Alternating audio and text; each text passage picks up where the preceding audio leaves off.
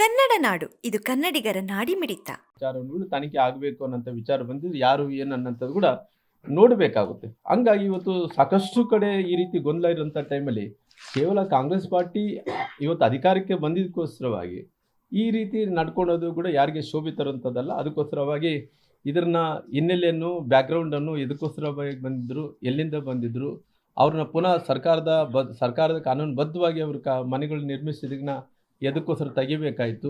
ಕಾನೂನು ಬಾಹಿರವಾಗಿ ಮಾಡಿದ್ರಿಗಿನ ತಕ್ಷಣ ತಾವೇನು ನಿರ್ಧಾರವನ್ನು ತೊಗೊಂಡಿದ್ರು, ಮನೆಗಳು ಕಟ್ಟಿಸ್ಕೊಡ್ಬೇಕನ್ನಂಥ ತೀರ್ಮಾನವನ್ನು ತೊಗೊಂಡಿದ್ರು. ಇಡೀ ರಾಜ್ಯದಲ್ಲಿ ಆ ರೀತಿಯಲ್ಲಿ ಆಗಬೇಕು. ನಮ್ಮ ಬಳ್ಳಾರಿಯಲ್ಲಿ ಕೂಡ ಸಾಕಷ್ಟು ಜನರಿಗೆ ಈ ರೀತಿ ಆದಂಥ ಟೈಮಲ್ಲಿ ಯಾರು ಶಾಸಕರು ಬಂದು ನೋಡಲಿಲ್ಲ, ಯಾರು ಕೂಡ ಬಂದು ನೋಡಲಿಲ್ಲ, ಯಾರು ಕೂಡ ಅಧಿಕಾರಿಗಳು ಬಂದು ನೋಡಿಲ್ಲ. ಅವರು ಸಾಕಷ್ಟು ಮಂದಿ ಮಕ್ಕಳು ಎಲ್ಲರೂ ಕೂಡ ಶಾಲೆ ಓದಂಥ ಮಕ್ಕಳು, ಅಣ್ಣವರೇ ನಮ್ಮ ಮಕ್ಕಳು ಶಾಲೆ ಓದ್ತಾ ಇದ್ದಾರೆ, ಈ ವರ್ಷ ಓದ್ಕೊಟ್ರೆ ಪೂರ್ಣ ಆಗುತ್ತೆ, ನಮ್ಮ ಮಕ್ಕಳಿಗೆ ಜ್ವರ ಬಂದಿದೆ, ನಮ್ಮ ಮನೇಲಿ ಯಾರು ದುಡಿಯೋರಿಲ್ಲ, ನಮಗೆ ಇವತ್ತು ಸೋರ್ತಾ ಇದೆ, ಟೆಂಟ್ಗಳು ಹಾಕ್ಕೊಂಡಿದ್ವಿ, ಎಲ್ಲ ಹಾಕ್ಕೊಂಡಂಥ ತೆರವುಗೊಳಿಸಿದಂಥ ಟೈಮಲ್ಲಿ ಯಾವನು ಕೂಡ ಕ್ಯಾರಿ ಅನ್ನಲಿಲ್ಲ. ಆದರೆ ಎಲ್ಲೋ ಒಂದು ಅವ್ರಿಗೊಂದು ನ್ಯಾಯ ಇವ್ರಿಗೊಂದು ನ್ಯಾಯ ಅನ್ನೋಂಥದ್ದು ಆಗಬಾರ್ದು. ಅದಕ್ಕೋಸ್ಕರವಾಗಿ ಈ ರೀತಿ ಆಗುವಂಥ ವಿಚಾರವನ್ನು ತೀವ್ರವಾಗಿ ಖಂಡಿಸುವಂಥ ಕೆಲಸ ಕೂಡ ನಾವು ಭಾರತೀಯ ಜನತಾ ಪಾರ್ಟಿಯಿಂದ ಮಾಡಬೇಕಾಗುತ್ತೆ. ಅವ್ರು ಏನಂತ ಹೇಳಿದ್ರೆ, ಇವತ್ತು ಕೇವಲ ಗಾಂಧಿ ಕುಟುಂಬವನ್ನು ಓಲೈಸಬೇಕನ್ನೋಂಥದ್ದು ಬಿಟ್ಟರೆ ಬೇರೆ ಯಾವುದೂ ಏನಿಲ್ಲ. ಇವತ್ತು ಗಾಂಧಿ ಕುಟುಂಬಕ್ಕೆ ಸಲುವಾಗಿ ಜೈಕಾರವನ್ನು ಹಾಕುವಂತ ಹೋಗಿದ್ದಾರೆ. ಹಂಗಾಗಿ ಈ ವಿಚಾರದ ಬಗ್ಗೆ ನಾವು ಮುಂದಿನ ದಿನಗಳಲ್ಲಿ ಈ ರೀತಿ ನಮ್ಮ ಆದಂಥ ಟೈಮಲ್ಲಿ ಅಕಸ್ಮಿತವಾಗಿ ಸರ್ಕಾರ ಜಮೀನುಗಳಲ್ಲಿ ಮನೆಗಳನ್ನು ನಿರ್ಮಿಸಿಕೊಂಡಂಥ ಟೈಮಲ್ಲಿ ಅವ್ರಿಗೆಲ್ಲರಿಗೂ ಕೂಡ ಕಾನೂನುಬದ್ಧವಾಗಿ ಏನು ಕೋಗಳಿ ಕ್ರಾಸಲ್ಲಿ ಏನು ತೀರ್ಮಾನವನ್ನು ತೊಗೊಂಡ್ರೋ ಆ ತೀರ್ಮಾನವನ್ನು ರಾಜ್ಯದಾದ್ಯಂತವನ್ನು ಕೂಡ ತಗೋಬೇಕಾಗ್ತದೆ ಅನ್ನೋಂಥ ಒತ್ತಾಯವನ್ನು ಕೂಡ ನಾನು ಮಾಡ್ತೀನಿ.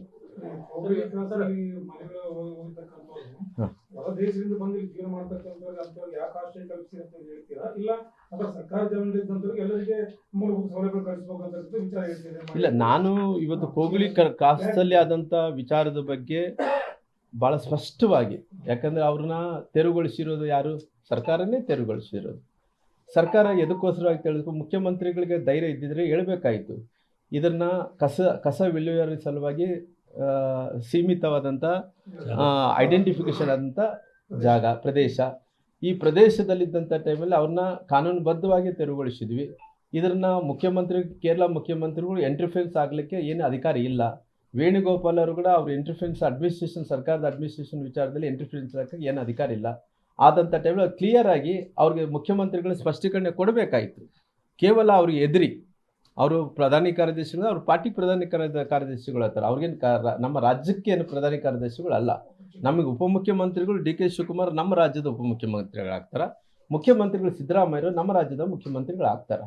ಅವ್ರು ಯಾರು ಮಧ್ಯದಲ್ಲಿ ಎಂಟ್ರಿಫೆನ್ಸ್ ಆಗೋಂಥವ್ರು? ಕೇವಲ ಇವತ್ತು ಅವ್ರಲ್ಲಿ ಎಲ್ಲೋ ಮುಂದಿನ ಇನ್ನೊಂದು 4-5 ತಿಂಗಳ ಒಳಗಡೆನೆ ಕೇರಳ ಚುನಾವಣೆ ಬರ್ತಾ ಇದ್ದಾವೆ. ಅಲ್ಪಸಂಖ್ಯಾತರು ಕಾಂಗ್ರೆಸ್ಸನ್ನು ಬಿಟ್ಟು ಕಮ್ಯುನಿಸ್ಟ್ ಪಾರ್ಟಿ ಕಡೆ ಭಾಳಷ್ಟು ಕಡೆ ಹೋಗ್ತಾ ಇದ್ದಾರೆ ಅಂತ ಒಂದೇ ಒಂದು ಸ್ವಾರ್ಥ ಸಲುವಾಗಿ ಅಲ್ಲಿ ಮುಖ್ಯಮಂತ್ರಿಗಳು ಹೇಳಿದಕ್ಕೋಸ್ಕರವಾಗಿ ಇಲ್ಲಿ ವೇಣುಗೋಪಾಲ್ ಅವರು ಎಂಟ್ರಿಫೆನ್ಸ್ ಆಗಿ ಅವ್ರು ಸೂಪರ್ ಸಿ ಎಂ ಥರ ನಡೆಸ್ಕೊಳೋದು ಏನು ಬೇಕಿತ್ತು? ನಮ್ಮ ಅಡ್ಮಿನಿಸ್ಟ್ರೇಷನ್ದಲ್ಲಿ ಅವ್ರು ಯಾರು ಬರೋರು? ಅವ್ರು ಇದ್ರೆ ಕೇರಳಕ್ಕೆ ಎಂ ಪಿ ಇರ್ಬೋದು, ನಮಗೇನು ಸಂಬಂಧ? ಅವ್ರು ಕಾಂಗ್ರೆಸ್ ಪಾರ್ಟಿಗೆ ಪ್ರಧಾನ ಕಾರ್ಯದರ್ಶಿಗಳು ಆಗಿರ್ಬೋದು, ನಮ್ಗೆ ಯಾವುದೂ ಸಂಬಂಧ ಇಲ್ಲ. ಇಂಥ ಟೈಮಲ್ಲಿ ಇವತ್ತು ಕೇವಲ ವೋಟ್ ಬ್ಯಾಂಕ್ ಸಲುವಾಗಿ ಇವತ್ತು ಕಾಂಗ್ರೆಸ್ಸಿನ ಪಾರ್ಟಿ ಇವತ್ತು ಓಲೈಕೆ ಮಾಡಬೇಕು ಅನ್ನೋಂಥ ಕಾರಣದಿಂದ ಈ ರೀತಿ ತರಾತುರಿದಲ್ಲಿ ಇವತ್ತು ಜಮೀರಲ್ಲಿ ಏನು ಬೇಕಾದರೆ ಹ್ಞೂ ಅಂತಾನ. ಆತೇನು ಯಾವುದು ಹೇಳಿದ್ರು ಕೂಡ ಯಾವುದಕ್ಕೂ ಇಲ್ಲ ಅನ್ನೋ ಪ್ರಶ್ನೆ ಇಲ್ಲ, ಎಲ್ಲದಕ್ಕೂ ಹ್ಞೂ ಅಂತಾನ. ಹ್ಞೂ ಅಂದಿದ್ದ ಕಡೆ ಎಲ್ಲಿ ಸಕ್ಸಸ್ ರೇಟ್ ಏನಿದೆ ಆತಂದು? ಸಕ್ಸಸ್ ರೇಟ್ ಯಾವುದೂ ಇಲ್ಲ.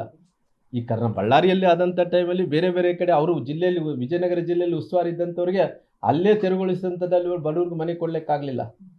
ಇನ್ನು ರಾಜ್ಯದಲ್ಲಿ ಅವ್ರು ಏನೋ ಬೇಕಂದೇಳಿ ಅವ್ರೇನೋ ಹ್ಞೂ ಅಂದೇಳಿ ಮುಖ್ಯಮಂತ್ರಿಗಳು ಹ್ಞೂ ಅಂದರೆ ನಾಳೆ ಯಾರೋ ಇವತ್ತೇನು ಹ್ಞೂ ಅಂದಾರಾಗಲಿ, ನಾಳೆ ಇವತ್ತು ಬೀಸೆಡ್ಡುಂಡಿನ ತಪ್ಪಿಸ್ಕೋಬೇಕಂದೇಳಿ ಪ್ರಯತ್ನ ಮಾಡ್ತಾ ಇದ್ದಾರೆ ಆಗಲಿ, ಇವತ್ತು ಯಾವ ರೀತಿಯಲ್ಲಿ ಕೂಡ ಅವರು ಹೇಳಿದಂಥ ಮಾತಿಗೆ ಸ್ಟಿಕನ್ ಆಗಿಲ್ಲ ಅನ್ನೋಂಥದ್ದು ಕೂಡ ಭಾಳಷ್ಟು ಉದಾಹರಣೆಗಳಿದ.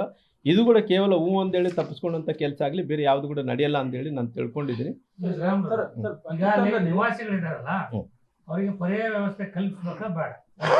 ಅಲ್ಲ, ಪರ್ಯಾಯ ವ್ಯವಸ್ಥೆಯನ್ನು ಕಲ್ಪಿಸೋಂಥ ಟೈಮಲ್ಲಿ ನಾವು ಮುಂಚೆ ಕೂಡ ಹೇಳಿದ್ದೀನಿ, ಅವ್ರನ್ನ ಪರ್ಯಾಯ ವ್ಯವಸ್ಥೆಯನ್ನು ಕಲ್ಪಿಸೋಂಥ ಟೈಮಲ್ಲಿ ಮೂಲ ಅವರು ಎಲ್ಲಿಂದ ಬಂದರು? ಇವಾಗ ಆಲ್ರೆಡಿ ಜಾರಿಯಲ್ಲಿದೆಲ್ಲ ನಮ್ಮದು SIR ಜಾರಿಯಲ್ಲಿದೆ. ಜಾರಿಯಲ್ಲಿದ್ದಂಥ ಟೈಮಲ್ಲಿ ಕೇವಲ ನಾವು ಎಲ್ಲೋ ವೋಟ್ ಬ್ಯಾಂಕ್ ಸಲುವಾಗಿ ನಾವು ಬೇರೆ ಕಡೆ ಬಂದಂಥವ್ರನ್ನ ಅಲ್ಲಿ ನಾವು ಉಳಿಸ್ಕೊಂಡು ಪುನಃ ಅಲ್ಲಿ ರಾಜಕಾರಣಕ್ಕೋಸ್ಕರ ಬಳಕೆ ಮಾಡಿಕೊಳ್ಳಾರ್ದಂತೆ ಅಕಸ್ಮಿತವಾಗಿ ರೆವೆನ್ಯೂ ಮಂತ್ರಿಗಳು ಅವರೇ ಇದ್ದಾರಲ್ಲ, ಕೃಷ್ಣ ಬೈರೇಗೌಡರೇ ಇದ್ದಾರಲ್ಲ, ಆಗ ಅವ್ರಿಗೆ 2023ರಲ್ಲಿ ಮನೆಗಳು ನಿರ್ಮಿಸಿದಾರಂದ್ರೆ ಅವ್ರ ಗಮನಕ್ಕೆ ಇದ್ದೇ ಇರ್ತದೆ. ಅವ್ರ ಗಮನಕ್ಕೆ ಇಲ್ಲೇ ಇರೋದಂಥ ಟೈಮಲ್ಲಿ ಏನು ಆ ಮನೆ ಅಂತ ನಿರ್ಮಿಸ್ಲಿಕ್ಕೆ ಸಾಧ್ಯ ಇಲ್ಲ. ವಿಷಯ ಪ್ರಸ್ತಾಪ ಇದೆ. ಯಾರು 55,000 ಇಸ್ಕೊಂಡು ಅವ್ರಿಗೆಲ್ಲ ಮನೆ ಕೊಟ್ಟಾರ. ಅಲ್ಲ ಅದು ತನಿಖೆ ಅದು ಏನೋ ರೊಕ್ಕ ಇಸ್ಕೊಂಡಾರ ಅಂತೇಳಿ ಹೇಳಿಕೆಯನ್ನು ಕೊಟ್ಟಿದ್ದಾರೆ. ಅವ್ರ ನಿವಾಸಿಗಳು ಹೇಳಿಕೆಯನ್ನು ಕೊಟ್ಟಾರ. ನಂತರ ಉಪಮುಖ್ಯಮಂತ್ರಿಗಳು ಕೂಡ ಅದರ ತನಿಖೆಯನ್ನು ಕೂಡ ಮಾಡ್ತೀನಿ ಅಂತ ಹೇಳಿದಾರೆ. ಆಲ್ರೆಡಿ ಬೇರೆಯವ್ರಿಗೆ ಗೊತ್ತಿದೆ ಯಾರು ಇಸ್ಕೊಂಡಿದಾರ ಏನಿಲ್ಲ ಅಂತೇಳಿ. ಅದಕ್ಕೆ ನನ್ಗೆ ಗೊತ್ತಿರೋ ಪ್ರಕಾರ ಅವ್ರ ಹೆಸರು ಹೇಳೋದು ಸರಿ ಅನ್ಸಲ್ಲ. ಯಾಕಂದ್ರೆ ತನಿಖೆ ನಡೆಯುವಂಥ ಟೈಮಲ್ಲಿ ತನಿಖೆ ನಡೀಲಿ. ಹೊರಗಡೆ ಬಂದಂತ ಅವಕಾಶ ಮಾಡಿಕೊಡ್ಬೇಡ್ರಿ ಅನ್ನೋದು ನಮ್ಮೆಲ್ಲರ ಅಭಿಪ್ರಾಯ ಆಗಿದೆ. ನಿಮ್ದು ಗೊಂದಲ ಆಗಲ್ವಾ? ನೀವು ಮನೆ ಕಟ್ಸ್ಕೊಡ್ಲಿ ಪರವಾಗಿಲ್ಲ ಅಂತ ಹೇಳ್ತೀರಿ, ಮತ್ತೆ ಯಾಕೆ ಕಟ್ಸ್ಕೊಡ್ರಿ ಅಂತ ಕೇಳೋರು ನೀವೇ. ಇಷ್ಟು ವರ್ಷಗಳಿದ್ದಾರೆ ನಿಮ್ ಸರ್ಕಾರ ಇದ್ದಾಗ, ನಿಮ್ದೇ BBMP ಆಡಳಿತ ಇದ್ದಾಗ ಅದು ಇಲ್ಲಿಗಲ್ಲ ಅಂತ ಗೊತ್ತಾಗ್ತದೆ ಏರಿಯಾದಲ್ಲಿ ಕೋಗ್ಲಿ ಕ್ರಾಸ್ ಏನಿದೆ ಅಂತ. ಅಲ್ಲ, ಕೋಗ್ಲಿ ಕ್ರಾಸ್ ವಿಚಾರದಲ್ಲಿ 2023ರಲ್ಲಿ ಮನೆ ನಿರ್ಮಿಸಿಕೊಂಡಿದ್ದಾರೆ. ಅದಂತೂ ಎನ್ಕ್ರೋಚ್ ಮಾಡಿದ್ದಂತೂ ಗೊತ್ತಾಗ್ಬೇಕಲ್ಲ, ಆಯಾ ಸ್ಥಳೀಯ ಸಂಸ್ಥೆಗಳಿಗೆ ಆದ್ರೂ ಗೊತ್ತಾಗ್ಬೇಕಲ್ಲ. ಅವ್ರು ಯಾರಿಗೆ ಅಲ್ಲಿ ಲೋಕಲ್ ಮಿನಿಸ್ಟರ್ ಕೃಷ್ಣ ಬೈರೇಗೌಡ ಅವ್ರ ಕಾನ್ಸ್ಟಿಟ್ಯೂನ್ಸಿ ಬರುತ್ತೆ. ಅವರು ಈ ರಾಜ್ಯದ ಕಂದಾಯ ಮಂತ್ರಿಗಳು. ಅವ್ರ ಗಮನಕ್ಕೆ ಕೂಡ ಇಲ್ಲಾರ್ದಂತೆ ಇವೆಲ್ಲ ನಡೀತಾವ. ಅಕಸ್ಮಿತವಾಗಿ ಅವರು ನಿರ್ಮಿಸ್ಕೊಂಡಂಥ ಟೈಮಲ್ಲಿ ಅವ್ರು ಅಬ್ಜೆಕ್ಷನ್ ಮಾಡಬೇಕಾಗಿತ್ತು. ಯಾಕೆ ಮಾಡಿಲ್ಲ ಅನ್ನೋಂಥದ್ದು ಕೂಡ ಗೊತ್ತಾಗುತ್ತಲ್ಲ.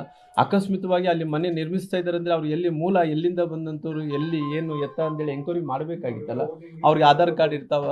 ಅಕಸ್ಮಿತವಾಗಿ ಬಳ್ಳಾರಿಯಲ್ಲಿ ಕೂಡ ಸುಮಾರಿಗೆ SIR ಪ್ರಕಾರ 10,000 ಕೌಲ್ ಬಜಾರ್ದಲ್ಲಿ 10,000 ಮಂದಿ ಬೇರೆ ಬಾಂಗ್ಲಾದೇಶದಿಂದ ಬಂದಂಥವ್ರು 10,000 ಮಂದಿ ಕುಟುಂಬಗಳು ಇದ್ದಾರೆ ಅನ್ನೋಂಥದ್ದು SIRದಲ್ಲಿ ಸ್ವಲ್ಪ ಮೇಲೆ ಕಾಣ್ತಾ ಇದೀವಿ. ಇನ್ನು ಸರ್ವೆ ಆಗಲಿಲ್ಲ, ಮೇಲೆ ನಡೀತಾ ಇದ್ದಾವೆ. ಇವೆಲ್ಲ ನೋಡಿದಂಥ ಟೈಮಲ್ಲಿ ಅವರೆಲ್ಲರೂ ಕೂಡ ಐಡೆಂಟಿಫಿಕೇಶನ್ ಮಾಡೋಂಥ ಕೆಲಸ ಆಗಬೇಕಲ್ಲ ಅನ್ನೋಂಥದ್ದು ಕೂಡ ನನ್ನ ಅಭಿಪ್ರಾಯ ಇದೆ. ಪ್ರಕಾರ 10,000 ಇದ್ದಾರೆ ಅಂತೀರಾ ಬಾಂಗ್ಲಾದೇಶದಿಂದ ಬಂದವರು? ಕೌಲ್ ಬಜಾರ್ದಲ್ಲಿ 10,000 ಕುಟುಂಬಗಳು ಇದಾವೆ ಅನ್ನೋಂಥದ್ದು ಮೇಲ್ನೋಟಕ್ಕೆ ಕಾಣ್ತಾ ಇದೆ. 10,000 ಮಂದಿ ಕುಟುಂಬಗಳು 10,000 ಕುಟುಂಬಗಳು ಇದಾವೆ ಅನ್ನೋಂಥದ್ದು ಮೇಲ್ನೋಟಕ್ಕೆ ಕಾಣ್ತಾ ಇದ್ದಾವೆ. ಆಲ್ರೆಡಿ ನಮ್ಮ ಪಾರ್ಟಿಯಿಂದ ಕೂಡ ಕಂಪ್ಲೇಂಟನ್ನು ಕೂಡ ನಮ್ಮ ಪಾರ್ಟಿ ಕಡೆಯಿಂದ ಕೊಟ್ಟಿದ್ದೀವಿ. ಇನ್ನು ಜಿಲ್ಲಾಧಿಕಾರಿಗಳು ಕೊಟ್ಟಿದ್ದೀವಿ. ಇನ್ನು ಇವಾಗ SIR ಆಗುವಂಥ ಟೈಮಲ್ಲಿ ನಮ್ಮ ಕರ್ನಾಟಕಕ್ಕೆ ಬಂದಿಲ್ಲ. ಅದು SIR ಆಗುವಂಥ ಟೈಮಲ್ಲಿ ಅಂಥವು ಯಾರ್ಯಾರು ಇದಾವೆ ಎಲ್ಲ ಕೂಡ ಗುರುತಿಸ್ತೀವಿ. ನಮಗೇನು ಬೂತ್ ಮಟ್ಟದಲ್ಲಿ ಕೆಲಸ ಮಾಡಬೇಕಾದಂಥ ಪಾರ್ಟಿ ಜವಾಬ್ದಾರಿ ಏನು ಕೊಡ್ತಾರೆ, ಆ ಟೈಮಲ್ಲಿ ಯಾರ್ಯಾರು ಹೊರಗಡೆಯಿಂದ ಬಂದಂಥವ್ರನ್ನ ನಾವೇ ಐಡೆಂಟಿಫೈ ಮಾಡ್ತೀವಿ. ಅವ್ರನ್ನ ಪುನಃ ಗುರುತಿಸಿ ಮತ್ತೆ ಪುನಃ ನಮ್ಮ ಬಳ್ಳಾರಿ ಜಿಲ್ಲೆಯಿಂದ ಮತ್ತು ಇಡೀ ರಾಜ್ಯದಿಂದ ಯಾರನ್ನು ಹೊರಗೆ ಹಾಕಬೇಕಾಗುತ್ತೋ ಅದು ಹೊರಗೆ ಹಾಕುವಂಥ ಕೆಲಸ ನಮ್ಮ ಮಟ್ಟದಲ್ಲಿ ಭಾರತೀಯ ಜನತಾ ಪಾರ್ಟಿ ಕಾರ್ಯಕರ್ತರು ಮಾಡ್ತೀವಿ. 10,000 ಮಂದಿ ಕೌಲು ಬಜಾರ್ದಲ್ಲಿ ಇದ್ದಾರೆ ಸರ್. ಇನ್ನು ಪೂರ್ತಿ ಅಂದ್ರೆ ಅಫಿಷಿಯಲ್ ಆಗಿ 10,000 ಕುಟುಂಬಸ್ಥರು ಸರ್. ಅಂದ್ರೆ ಅವ್ರ ಗಂಡ ಹೆಂಡತಿ ಅಂದ್ರೆ ಈಗ ನನಗೆ ಇಲ್ಲ, ನನಗೆ ಗೊತ್ತಿರೋ ಪ್ರಕಾರ 10,000 ಮಂದಿ ಅಂತ ಹೇಳಿದ್ದಾರೆ ಜನ ಅಂತ ಹೇಳಿ. 10,000 ಮೋಸ್ಟ್ಲಿ ಬಾಂಗ್ಲಾದೇಶದಿಂದ ಬಹಳಷ್ಟು ಮಂದಿ ಬಂದಂಥವ್ರು, ಜಾಸ್ತಿ ಸಂಖ್ಯೆ ಬಾಂಗ್ಲಾದೇಶದಿಂದ ಬಂದಂಥವ್ರು ಅಂತ ಹೇಳ್ತಾ ಇದ್ದಾರೆ. ಇನ್ನು ಬೇರೆ ಐಡೆಂಟಿಫಿಕೇಶನ್ ಮಾಡಿದ ನಂತರ ಮುಂಚೆಯಿಂದ ಕೂಡ ನಾವು ಕಂಪ್ಲೇಂಟ್ ಮಾಡ್ತಾನೆ ಬಂದ್ವಿ. ಅವತ್ತುಗಳು ಭಾರತೀಯ ಜನತಾ ಹಿಂದೂ ಮುಸ್ಲಿಂ ಗಲಾಟೆಗಳಿಲ್ಲ, ಬಾಂಗ್ಲಾದಿಂದ ಬಂದವರೋ ಇಲ್ಲ ಅನ್ನೋದು ಸ್ವಲ್ಪ ಪರಿಶೀಲನೆ ಮಾಡಿ ನೀವು ಹೇಳೋದು ಉತ್ತಮ. ಯಾಕಪ್ಪ ಮಾಡಿಕೊಳ್ಳಲು ಕೂಡಲೇ ಪಕ್ಕದಲ್ಲಿ ಕಾಣುವ ಬೆಲ್ ಐಕಾನ್ ಕ್ಲಿಕ್ ಮಾಡಿ ನೋಟಿಫಿಕೇಶನ್ ಪಡೆಯಿರಿ.